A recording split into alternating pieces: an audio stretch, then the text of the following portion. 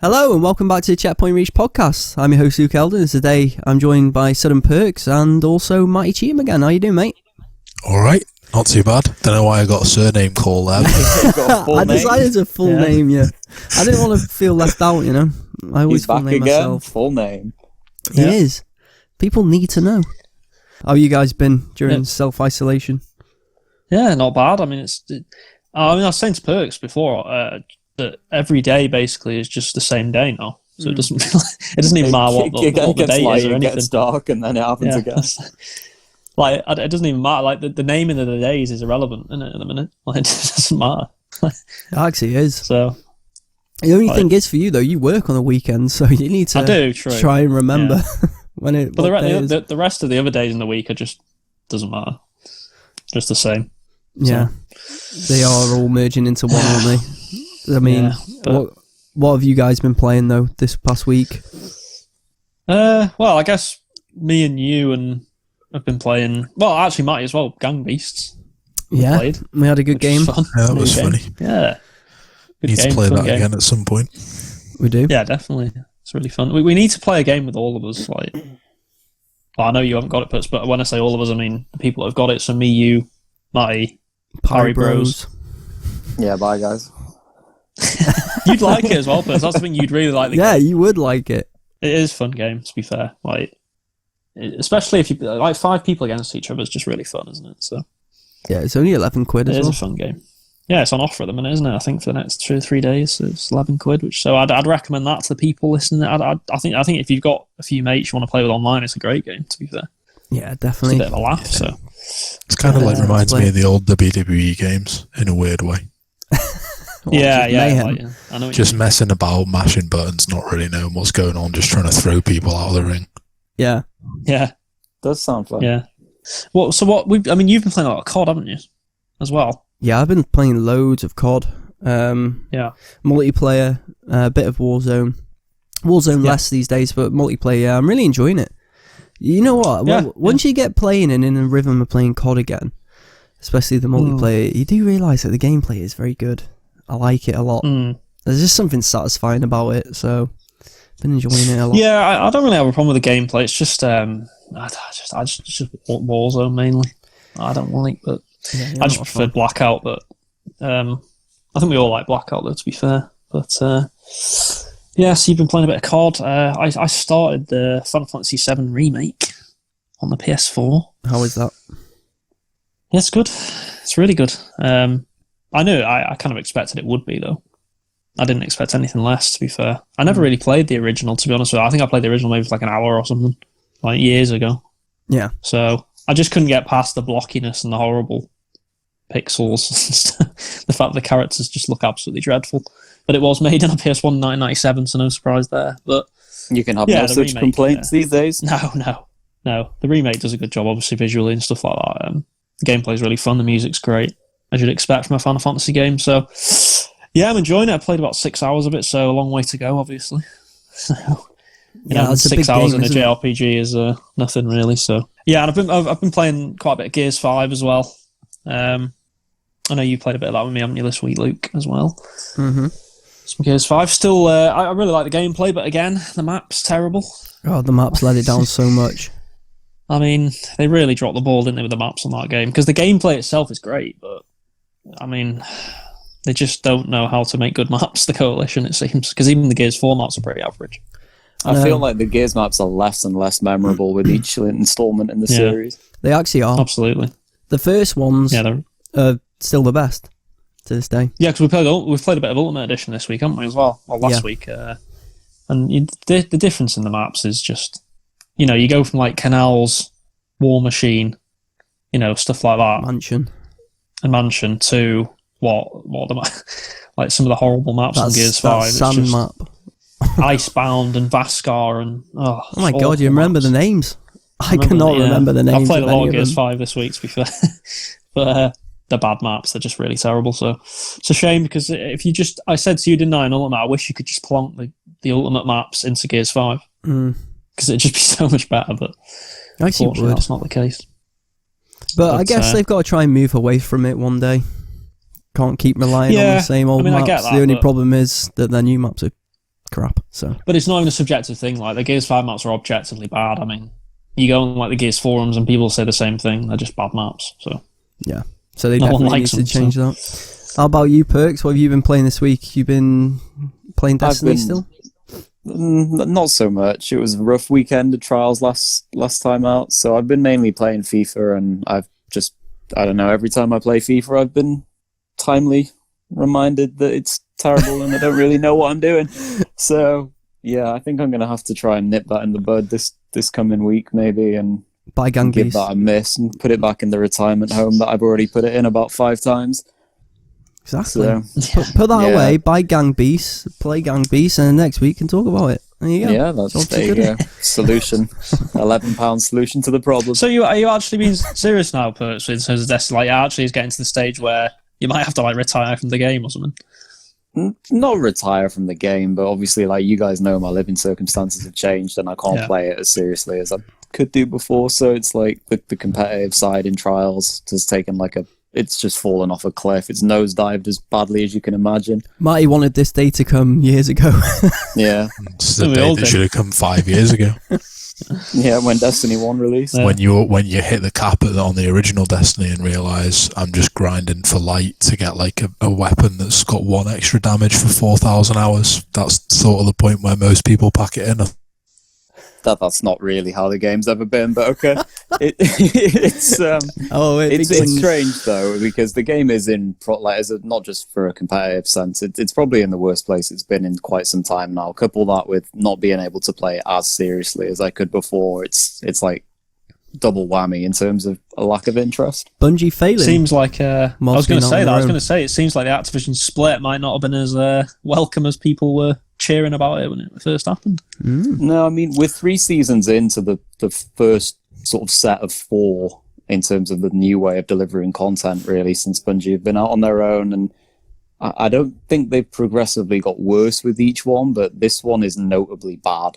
So yeah, I think they're definitely struggling. I don't really know where this leads to, because we're not going to know how it stands up until we get what happens in the fall, because each fall is their big hit in content, and with COVID-19 having an influence as well, and they're all working from home anyway. There's very few members of staff left in the studio as far as we know. I don't think it's going to be a great mid to end of year for Destiny 2, and I don't know really what that means for the future of Bungie, but I think it's going to hit them quite hard. I mean, look at the player drop-off rates for each DLC. Like, it's got to the point where there's only about 200 people left, and we're speaking to one of them. Yeah, I mean, there's only one major content drop a year, and that's when it spikes, and obviously then a few weeks, maybe a month, then it does drop right down again. There's more players now than there has been previously with that instance, because of New Light, and obviously the game's free to play at base level so it's more accessible than it's ever been before, but that doesn't necessarily mean it's better than it has been before. I do feel like it is now less in the mind share of gamers than it ever has been, to be honest, though, because even the Taken King, like, I wasn't really excited about it, but I heard about the DLC. The Shadowkeep DLC, or whatever it was, the most recent one that came out, didn't even know it existed, which pretty much sums it up. Like, I saw no advert for it, not even on the store. Not even like a little banner on the Xbox or anything like that. Like, I literally didn't even know it existed.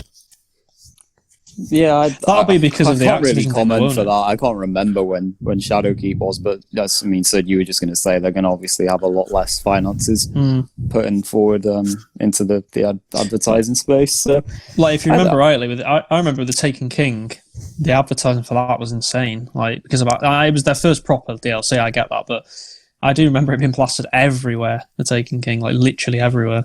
And that was obviously in the heyday of Activision when they were still high on Destiny. Yeah, it was the same with Forsaken though as well. They did the same with that. And Shadowkeep was obviously their first one, quote unquote, out on their own. So yeah, you can definitely see a difference if you look back, but I don't think it's quite as drastic as like not being advertised. It's just a lot less prominent. Yeah. Yep. Well, there's what we've been playing in self-isolation. You guys will have to let us know in the comments below what you've been playing, and obviously we hope you're healthy and doing well as best you can in these circumstances. And hopefully we can bring some bit of entertainment with the topics we're going to talk about today, because we're going to jump into the first one, and that is PS5's controller. The DualSense has been revealed. Sony has revealed the DualSense, PlayStation 5's new controller that will bring a sense of touch to PS5 gameplay. This was announced on the PlayStation blog, and it will be much of what gamers love about DualShock 4, which will be kept intact, whilst also adding new functionality and refining the design. Apparently touch was a big inspiration when designing the DualSense, and haptic feedback is one of the ways this new controller will help bring the PS5 games to life. So we'll throw up an image on the YouTube video for those who haven't seen it, but we've all seen it. What are your thoughts on it? I think I'm in mixed minds with this controller, because, I don't like, in terms of the colour of the controller, the colours they put out, I don't like at all. I think the multi-tone colours are just weird. It's just a weird way of doing a controller, like the bottom half being one colour and the top half two-thirds of the controller is one colour, and I'd say a third, the bottom bit is a different colour. It's kind of weird. Like I'm not quite sure why they've decided to do it like that. I do like the look of the controller in terms of how I think it will probably feel and how it will play out when you've got it in your hands. It seems more comfortable than the DualShock 4. I think that was a universal thing that most people would accept, that it looks a more robust controller. If you've looked at some of the side shots of the controller, actually, I mean, it's an easy thing to say now, I guess, but it just looks more and more like an Xbox controller to me every time I look at it. I wonder why they've gone for that. Learning from the best. Well, yeah. It's like, I mean, at the end of the day, we that is probably the best thing to do. I mean, if you can't beat them, join them, sort of thing, isn't it? So, wasn't that a tagline from Viva Pinata? Yeah, actually, it was a long time ago. A game from. That's what I've been playing in self-isolation, is Viva Pinata. Yeah, throwing it back. Underrated. Great game back in the day. Bring it back. It was. Come on, Microsoft, get a Viva Pinata 3 out. But I think this controller in general is going to divide opinion, like all controllers tend to do. I've seen some sort of Sony fanboys lauding it as, the greatest thing since sliced bread and stuff like that. I've seen people calling it sexy, and I do not think it's sexy. I think the funny thing is all the memes of, like, I mean, you sent one, didn't you, Luke, to the group? I think the one with someone in the what was it, someone in clothing, it looks like the controller or something. Oh yeah. Trying to dress it up in some it looks like a black sexy vest. nightwear. Like, here you go. It's quite really funny. weird. It does look like, though, if you look at it. Like, Oh yeah, the colours, though, they proper ruined that for me. Have you guys actually seen those? Some of the actual colour mock-ups that people have done. Some of them actually look really good. Like the ones where people have made it all in black and actually coloured in the buttons and stuff like that. It looks way better. Yeah, I mean, I have no doubt that it will. I mean, I think the main thing to take from this for me personally, I mean, my biggest gripe was with the PlayStation 4 was the DualShock 4. I mean, it's an improvement on the DualShock 3, but still, to me, like a very uncomfortable controller. Obviously, I'm on the larger hand scale, so I think that's why, personally, I found it so uncomfortable to use. But this one seems obviously it's gone a step beyond again. It's a lot bigger, so hopefully it'll be more comfortable to hold, obviously for my own sake when I'm playing, the exclusives that come out on the console. But I think sort of some of the things that I've been seeing are embarrassing, really. Like Sony again coming out, making out that haptic feedback is a big innovation when it's been in the Xbox One controller since 2013. It's kind of embarrassing. I mean, I get that you're going to have it, and I mean, personally, we've all used the Xbox controller for God knows how many years. Have we noticed haptic feedback or thought that it was a good feature in any game? I mean, it's nice to have, but they're making out like it's some revolution that's going to change gaming because you can feel the bloody crossbow vibrating when you pull back the trigger. So it's just kind of embarrassing, to be honest. No, it's just a gimmick for me. Yeah. A lot of these things are. It's like it's the same way on the Xbox though. How they were showing off their like share button, and it's like but there's been a share button on the DualShock 4 since 2013. It's like all these things that they try and make out like never been seen before. A share button on the Xbox controller. And it's like doesn't it? It has been seen before. I mean, it's a bit silly really. All these little gimmicky things they try and do and make up they're new. But it's good, isn't it? I mean, it's pro-consumer. Like we're actually seeing companies learning from each other and copying the things that work in each other's console. But exactly. I think the one thing that Sony will never copy is asymmetric sticks. I know I'm going to get shot down in the comment section, but I personally find them 100 times more comfortable, and I think a majority of gamers who actually use both do find that set more comfortable as well. I was thinking maybe that the controller was called DualSense. There was going to be the 1 in a million chance that they made a version with asymmetrical sticks, but alas, my dreams have been thwarted again. That's probably the last bastion, though, for them of like, this is actually a PlayStation controller. I think if they went asymmetrical, then it's just... Then they are just releasing an Xbox controller full stop.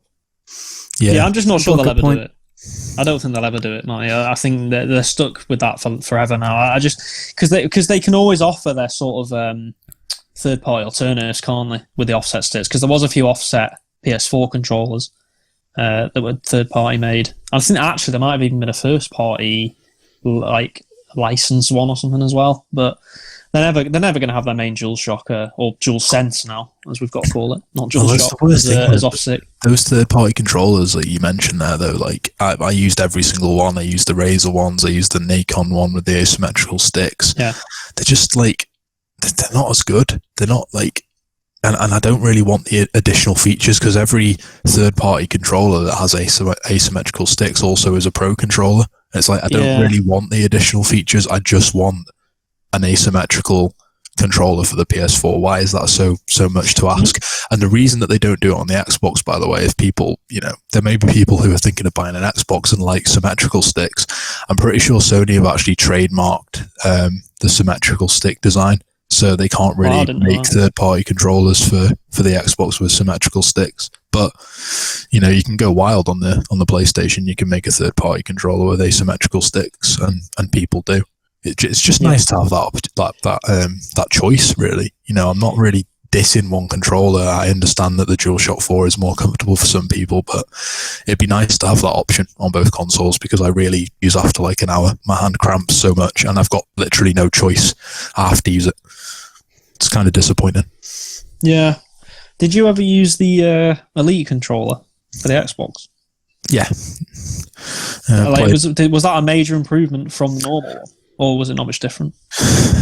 Not really. It was nicer materials, but the build quality was quite bad. I don't know. A lot of you know that in the early days of the Xbox, a lot of the controllers had persistent problems with stick drift. Like a lot of controllers after like 6 months got drift. Definitely vouch for that. Yeah, and the Xbox Elite controller was stainless steel on the outside, but the internals were the same crappy plastic, so you still got the same like stick drift issues and stuff as hell. Because you had these rubber grips that sort of like all started to wear off, and obviously it still had the same issues with the bumpers and the sticks being prone to failure. So a nice controller, yeah, but I don't think it was worth like 150 quid just for reliability issues more than anything. Well, I mention it because they've obviously, they brought this like version 2 out of the Elite, haven't they, as well? So I was just wondering, is that supposed to be like a better upgrade in terms of components and stuff like that? But I'm not sure on that one. If anyone's using the Elite V2, comment in the section below. Tell me if it actually works and doesn't break after 3 months like the original one. It's funny though, isn't it? Because these controls we use now on the Xbox One are going to work on the Series X. It's a nice feature. It is a nice feature, but although I think we'll probably all want to use the new one just to but it's good to have the backup, isn't it? Because I went through 2 Xbox One controllers at the start because of stick drift. Well, it's good anyway because a lot of the time when you buy a new console, you don't want to pay an extra like 50, 60 quid for a second controller if someone comes around to your house to play, or you know what I mean. So it's kind of good having a backup second controller anyway. Yeah, I would imagine they're going to feel very similar anyway. They're not going to come too far away from what people have been accustomed to in the last few years. So I mean, I think if you look at the Xbox One controller, it'll be new in name, but that's pretty much it.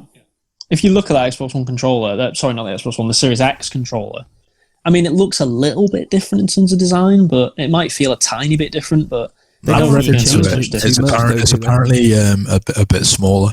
Like, that's the main difference. Is that it's significant. Well, I don't, not significantly smaller, but I'd say probably like 10-15% smaller than the Xbox One controller. Because I know that was a barrier for some people. They found the controller too big, and it is quite a hefty controller.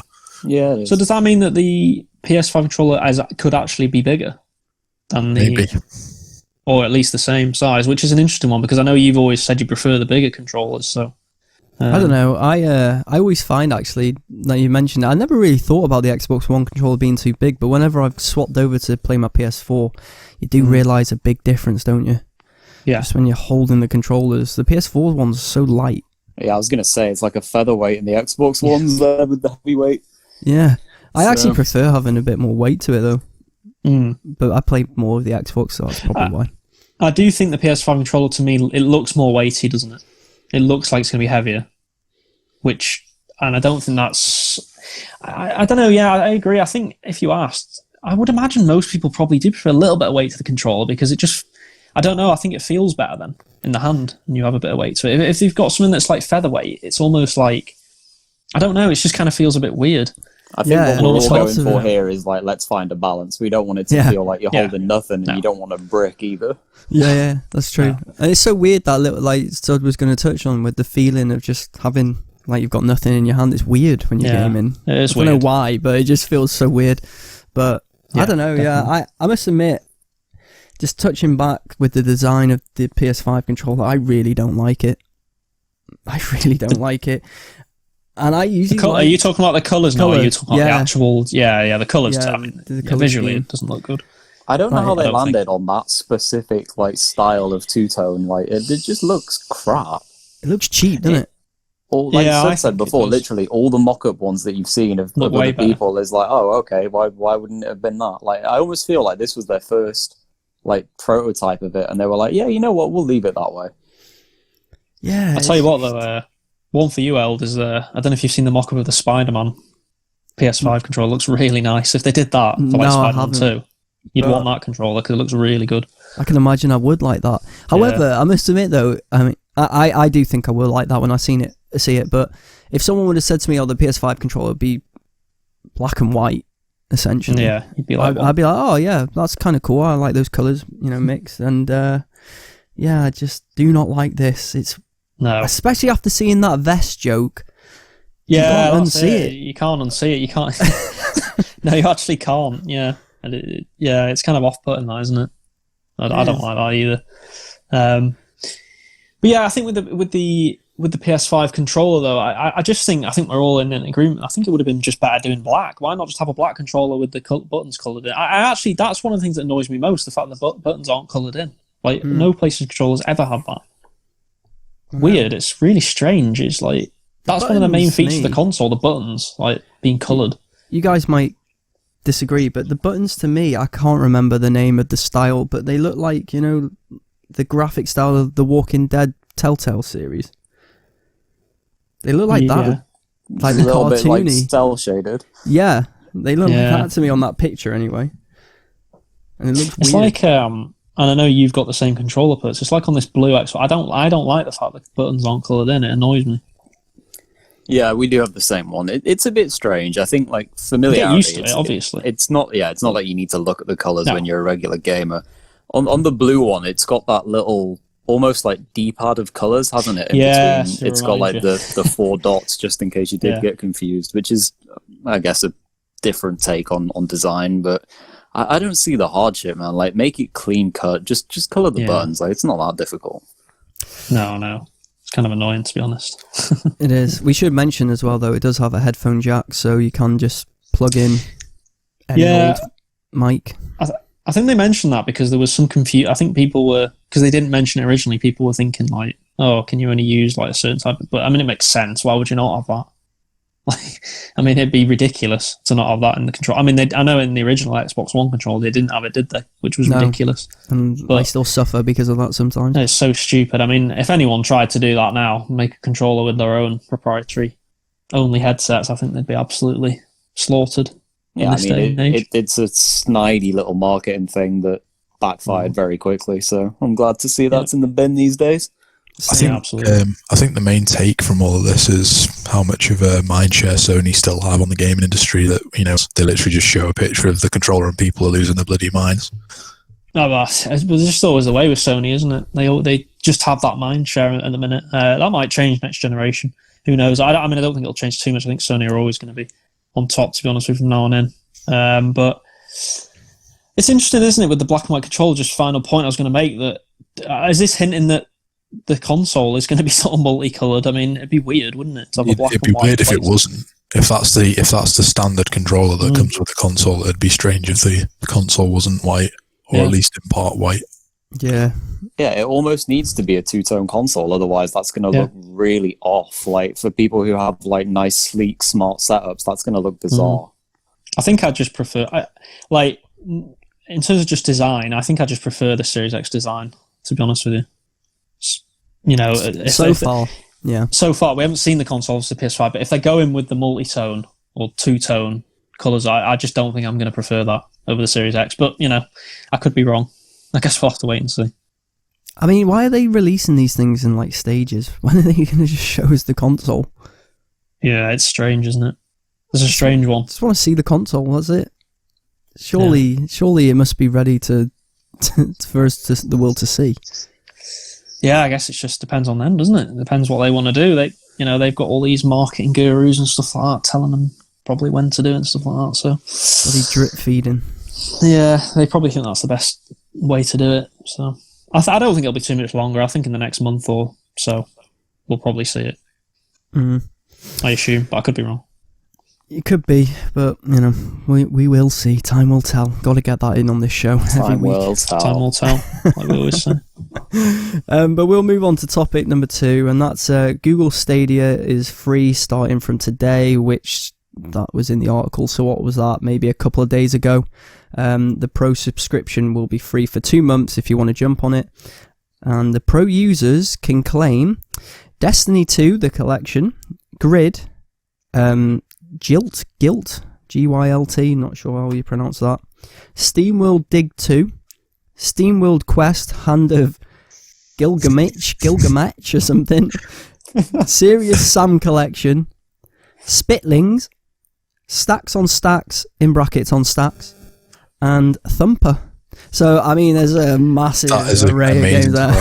Yeah, what a great list. I mean, everyone should be flocking there, obviously. The enthusiasm that you have there, mate. The enthusiasm when you were listing those games is the exact amount of enthusiasm that I've got for Google Stadia. Yeah, I mean, it's almost unbelievable how bad that lineup is for what they're trying to offer, isn't it? It's like actually unbelievable that that's all they're offering for that. What is it usually, $8.99 a month? Is it $7.99 a month, something like that? That's the Pro version. Awful, man. Like, that is the just come on. That's not even the entry level of Stadia. Yeah. It's absolutely bizarre. Well, I think it's nice to see they're doing the world a favour during these pressing times. Here you go, guys. Play some great games for free. Yeah, I think the thing we also have to mention. The thing we also have to mention is that when you get Google Stadia Pro, you still have to buy the games. It's not like it's a subscription. Obviously not with those free games that you get. You get these lovely, you have to buy you get like 10 games. Yeah. You have to buy every other game. It's like, well, if you want to play a decent game, you have to buy it. It's awful. It's rubbish. It's absolutely. I'm sorry. Like, it is rubbish. That's what it is. Like, there's no other word for it. To be honest, it's just garbage. And, I mean, can we not mention the most important fact, the fact that you can't play this unless you literally have the best internet connection in the world? Because at the moment, especially with isolation, I don't know if everyone else is in the same boat, but my internet's turned to mush because everyone's on the internet all day. Yeah, so 100%. How on earth you're going to be able to stream games consistently from your house? I mean, you're literally going to have to be paying like 200 quid a month for internet. So, and if you've got that much money, you probably don't really want to buy Google Stadia because you've probably already got a console. So, Yeah, very true. I just don't get how Google have put this together with how big Google is, how they've turned around and thought this was a good package, Google Stadia as a whole. Like, yeah, pay monthly, but you have to buy the games as well. Like, what kind of service is this? It's so weird. Well, what they've done, obviously, with doing this 2-3 month thing is, it is a good thing because, you could say it's it's a nice thing to do while people are at home and in isolation. But I also think it's probably a clever marketing strategy because they know they're struggling. I mean, they clearly must know they're struggling. You know, they're not struggling for money. Obviously, it's Google. They'll pump as much money. They could probably lose. Oh, this is failing though. Yeah, not be affecting. Oh no, they won't pump as much money as they can into it. They don't back a dead horse. If this doesn't pick up in the next year or so, it'll just be binned off. But my point is like this is a good strategy for them to. This is like a last resort strategy. Offer it for free and hope that they somehow get a decent audience that forgets to cancel. Forgets to cancel, which is, I mean, that's how Netflix enjoys most of its success, to be fair. So it's a strategy that has worked in the past and continues to work for Netflix. But I just don't think it'll work for Google Stadia because I think most people will probably try it. Well, most people won't play it. The minority of people that try it will play it for a couple of days and go, "What is this garbage list?" I mean, no, it doesn't make any sense though. Everyone's stuck at home, right? If you are a gamer stuck at home, you already have a gaming PC or a console. So why would you invest in a streaming service, which its main benefit is, you can play games on the go? Like, you're not going to stream games on your main TV. Well, I don't know. It doesn't appeal to any of us. I doubt it'd appeal to, like you were touching on, most gamers. And if they were going to try and appeal to gamers, they had to give you a better list of games than that. Yeah, definitely. I mean, it's embarrassing. Who's jumping over to play some of them? SteamWorld Dig 2? No, I mean, no one. I'll give it a go. I just don't know why. Like, it's not even just like it's the entire list as a whole. It's like it's just not a good list, is it? There's nothing standout. I mean, Destiny 2 fine, but isn't that game free on PlayStation, Xbox, and PC anyway? Yeah, over half of the game is free to play. Yeah, it does include some of the DLCs as well. So. I have no idea. I have no idea what this is. Like, this is like the best time for them to do something pro-consumer, and they've done it in it's just garbage. Like, what is the point? At least come to some sort of deal with some of the other games and the publishers and the devs that you've got on board, and have a better library for the pro service for the 2-month period. Do something. Perks. It's horrible. Like you touched on. It's the pro service. Yeah, pro apparently. Yeah, like after the 2-month period, fair enough, they go away, and if you like the games, then you can try and trick people into buying them. But my God, this is just so bad. Well, all I have to say is, I mean, you go on PlayStation and get the PlayStation Now service for whatever it is a month, $8.99 a month. You go on Game Pass and get that service for $8.99 a month, whatever it is. You look at the difference between what games they're offering and then Google Stadia. It's night and day. I mean, I actually thought when I first heard of Google Stadia and the concept, I thought it would be like Game Pass in the sense of the subscription, and you get like a good library of games. I thought Google, big backing, obviously, they could probably get these games, a lot of the games on there. What it's turned out to be is it's a farce. What it's literally the worst game in is what we speculated it would be. Like, sorry, to speak over you, but it's like everything that we talked about in our preview and our what we imagined our first impressions to be way back when it was first announced and when it first launched. Everything that we were pessimistic about has come true with Stadia. It just has no way back. No, it doesn't. It doesn't, does it? They'd have to pump in a lot of money and somehow turn the tide, but it doesn't feel like they will. Who are they appealing to? That's what I'd ask. Who is it they're appealing to? I mean, they can't possibly be appealing to Xbox gamers. They can't possibly be appealing to PlayStation gamers. Nintendo gamers, no, they're not going to bother with a service like Stadia. Come on. I mean, who are the PC gamers maybe? But why? You've got Steam and things like that. Why would they bother? Like, I just don't understand. They already have libraries that they've paid for. They are not going to download a client like Stadia and then pay again to re-own games that they've already paid to own. It's senseless. Yeah, it really is. And then you can only stream. Don't forget. So if your internet goes off, rest in peace.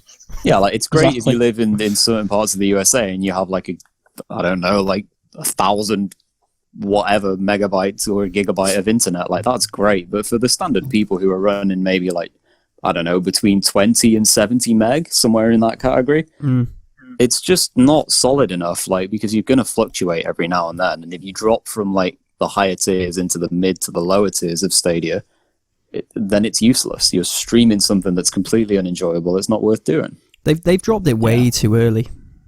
a service like this. I mean, I know the service itself is terrible, but like you were touching on with the streaming, they've dropped it before internet speeds have even caught up to something like this. Sure. Pointless. I'm just not sure that a streaming-only service will ever work, because the difference is Xbox and PlayStation, that they're investing in streaming services as well, obviously, but they're always going to have just other methods of downloading games or whatever. They're never going to go fully streaming. There's no way they're ever going to go fully streaming. They're going to always have both options. So why would you not go with the company that's got both options? Why would you just choose Google Stadia that's got only one option? It just makes no sense.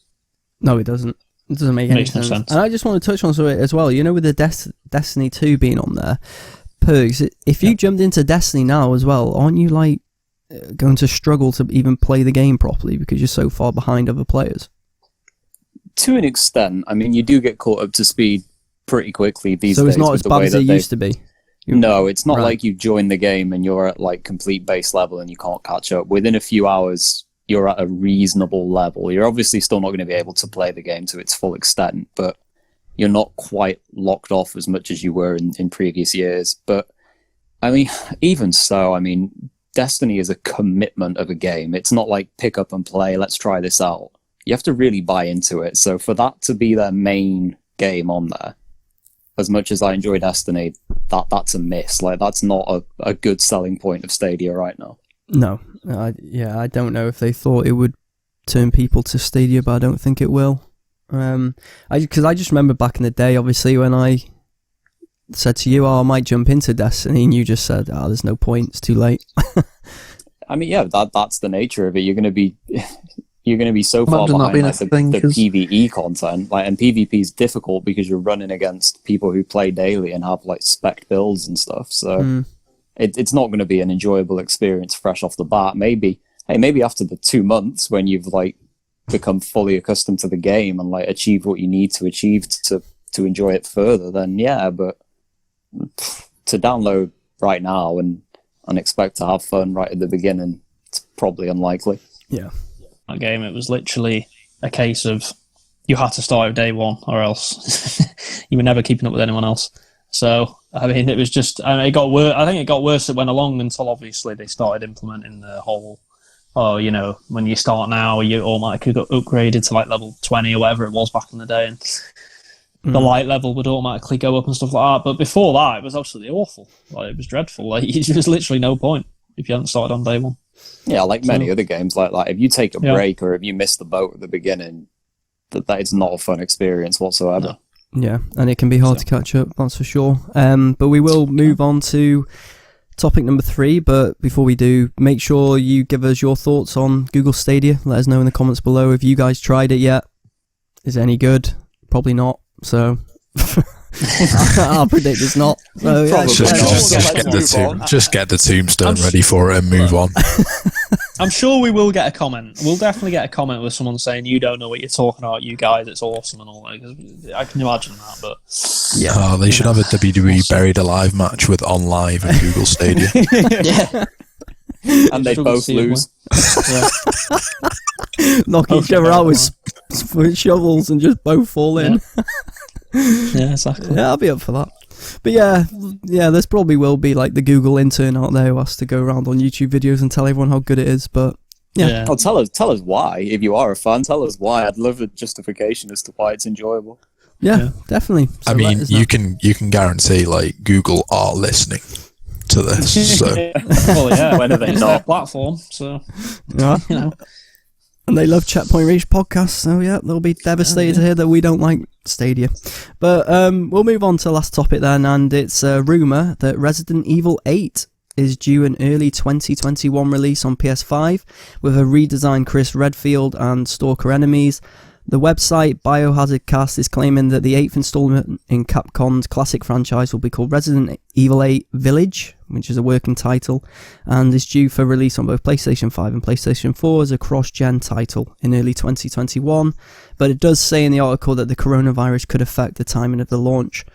Obviously, you guys are all, or were definitely big Resident Evil fans. I don't know if Matty still is, but this is something that you guys are definitely interested in. Yeah, I mean, it's. I guess it's not too unexpected. I did expect that Resident Evil 8 would be coming soon. I think we even maybe said a few weeks ago about that I wouldn't really expect it to be too far away now, because Resident Evil 7 came out, what, was it 3 years ago, 3.5 years ago? So it's a decent length of time. So, for Resident Evil 8 to be coming out, well, probably 4.5 years, something like that, after Resident Evil 7 is not that unexpected. But, I mean, the title's interesting, isn't it? Resident Evil 8 Village, and with the VILL supposed to be like 8. And then age is kind of play on words. They do like to do the play on words, Resident Evil, don't they? I think that'll change at least to the village or something like that. Village, it just looks crap. Yeah, it doesn't look good. It's not actually a great title, is it, really? Resident Evil 8 Village, it just kind of sounds a bit naff, to be honest with you. So I hope they do change that. But the premise sounds interesting. Playing as Chris Redfield, or redesigned Chris Redfield, supposedly on the hunt for Ethan. Is he in a village? Well, yeah, I assume he is. Another redesign of Chris Redfield. Well, yeah, Jesus wept. I know. They can't leave it alone, but poor guy's had more plastic surgery than most celebs. I do like the fact that it's going to be linked with 7, though. It makes sense, I think, to me, that you're going to be chasing the protagonist of the 7th one. Whether we don't know what form that'll take, given the ending. Yeah, exactly. So. And there's meant to be like when the main villain is supposed to be like a witch or something like that. That's what I was reading. So apparently that's going to be their equivalent of Tyrant or Nemesis. That like follows you around and messes with your head and stuff like that. Yeah, apparently. And who knows a lot of it, but it seems apparently the game's set in Europe as well, so it seems like they're going down the Resident Evil 4 route. They don't know what they're doing. Honestly, every Resident Evil is different gameplay at this point. True. That is very true, but it does seem like with the whole Europe-centered focused, and this whole because Resident Evil 4 kind of had like witchcrafty stuff in it as well, didn't it? As well, sort of weird stuff like that. So it seems like they're going down that route, which isn't a bad idea. Resident Evil 4 is probably the best game in the franchise. So yeah, when they said there's going to be a witch stalker, I've just got Left 4 Dead in mind. Like you're going to be walking through like eerie village, like alleyways and stuff like that, and you're just going to see a witch sat on the floor crying, ready to run after you. It's going to be intense if it's anything like that. Sounds like real on a Friday night, that. Undeniable. Not anymore. Yeah, exactly. Well, no, not at the minute. But they're obviously going with the first-person view again, which I'm pleased about, because I want there to be a difference between what they're doing with the remakes and what they're doing with the new game. So I'm glad they're going to go down the first-person path again. For continuity, if I can even speak, that makes sense. I'm glad, actually. Like we talked, didn't we, a while back about whether they chop and change, but I think for the mainline 7s, 8s, if they're going to continue it with 9, I think that needs to be set in a way now. Matty said a few minutes ago they don't know what the hell they're doing. Let's at least have some consistency going forward with the main releases, I think. Well, it just makes sense, doesn't it? Because then it actually feels like different games rather than... If you have them all as third person, it's all kind of melds into one, but at least you've got the remakes they're making, and I don't know, I still fully expect they're going to probably make Resident Evil 4 remake it, because it's the biggest game in the franchise, and I don't know why they wouldn't do that, because it's just, it'd be money for them. Easy money, really. So they'll probably do that in a couple of years, but I think with the mainline ones, like you said, Perks, I think it just makes sense to have them as first person. Now, I thought it worked well in Resident Evil 7, to be honest with you. I mean, everyone was skeptical before it came out, but it actually worked really well. It did add a level of tension to the game that was lacking in 5 and 6, of course. So, but they brought that back. Let's not talk too much about 5 and 6. No, I mean, 5 was okay, but 6 was absolutely... I asked this a few weeks ago, and I can't remember the answer. Which one's the one when you're in the African village and you can play 5. co-op? Is that 5? Okay, yeah, I've played that one with Bobby. Yeah. Well, it's funny though, actually, Eld, because 6 is even worse than that one. Oh, is it? Resident Evil 6 is the one. I mean, Eldon was alluding to it before, like how he said, I used to like Resident Evil. Well, I did until Resident Evil 6. That was by far one of the worst games I've ever played in my life. An even worse one that we all played, that Perks actually recommended to us all. Raccoon City, Operation Raccoon City. Yeah, that was just the icing on the cake, really. The best game in the franchise. Don't know what you're talking about. Absolutely atrocious. I mean, this is in the days when funds were scarce as well, and we dropped 40 quid on that abomination. Oh, just dreadful. It was trade-in value. You didn't drop anything. Yeah. People traded in games for it. I just want to reiterate that I traded in FIFA Street and Mass Effect 3. Oh my god. What are you doing? Yeah. I know, what was I thinking? More like, what were they thinking with Operation Raccoon City? It was rubbish. Such a missed opportunity. I mean, we only even managed to complete the game because I managed to kill Leon on my own. Even though we should have killed him in the broken game. You mean half an hour before that, when you're hovering over him, he's wounded, like press X or whatever it says to kill Leon, and then it just does a loading screen, and he's apparently disappeared 10 miles away or something. And he Absolutely literally ridiculous. one-shots you with his pistol. Yeah. I was fighting so hard to kill that last boss on my own because I was like, the game just has to be over. I never want to play this game again, please. We can't wipe to the start of that battle, which would have been abysmal. So just a terrible game, but they didn't know what they were. I mean, that whole era from probably like 2010 to 2013, 14 was the worst era in Resident Evil history. Absolutely didn't know what they were playing at. They almost killed it off, to be honest with you, before 7 came out. So. Well, that's the thing, man. They had to start again. They did kill it off. Like, they couldn't have carried on releasing games like that, or like 5, 6. If 7 would have been like just the next in line of that, then the franchise wouldn't be where it is right now. No. Because, I mean, there is a renaissance in the minute, isn't it? Even though, I mean, I'm going to try it out myself pretty soon, but Resident Evil 3 is not meant to be quite as good as 2, but it's still a good game. And, you know, it's had 3 sort of successful games in a row now with 7, 2 remake and 3 remake. So they're on a bit of a roll. And if they can carry that on with 8 and then the inevitable Resident Evil 4 remake, then they're going to be in a really healthy position. No, they will. They seem to be doing very well so far with the remakes, like you said, Renaissance. So yeah, it'll be interesting to see what they do with 8. And obviously you guys will be playing it whenever it does come out, I'm sure, so you can let us know. Just touching on it very, very, very quickly. That Silent Hill, the rumours keep going on, don't they? And that is meant to be, apparently, an exclusive for Sony, if it ever comes out. You just couldn't resist the Silent Hill rumour. There's so many. I mean, it's just like every day there's like a new rumour about it. So 74 weeks in a row, Sud, with the Silent Hill rumour. I'm just going to say there's no smoke without fire when it's been mentioned this many times. Expect it at some point. No substance, though, is there? Isn't it just like, we might be getting it. Oh, next week, we might be getting it. They keep getting like reports on like Reddit and people posting on like Reshare and Reddit, and it's like, well, some are reliable, some are not. I can go and post on Reddit. Well, exactly. You probably have before posting on Reddit about games. Post something, because Sud will report on it next week. Yeah, well. Eventually, they will be right. This might last a long time, but eventually they will be right, so I'll give them that. Yeah. There you go, then. That they will. But anyway, that brings the end to the podcast. So thanks for listening as always. And if you are listening to us on YouTube, please like, subscribe and comment below with your thoughts on the topics we covered today.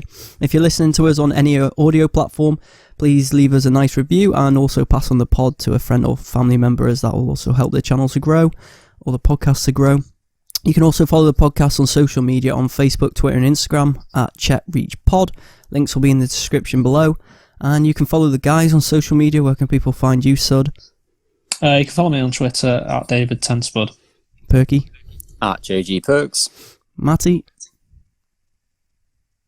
Has no idea. At Matty Twitter. On Twitter and Instagram. Sorry there. No, I was on mute. It's at Matty Cheatham, honest. I wasn't just like taken away.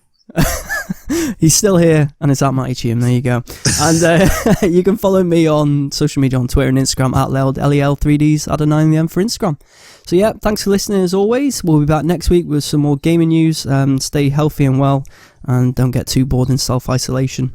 Bye guys. Bye-bye. See ya.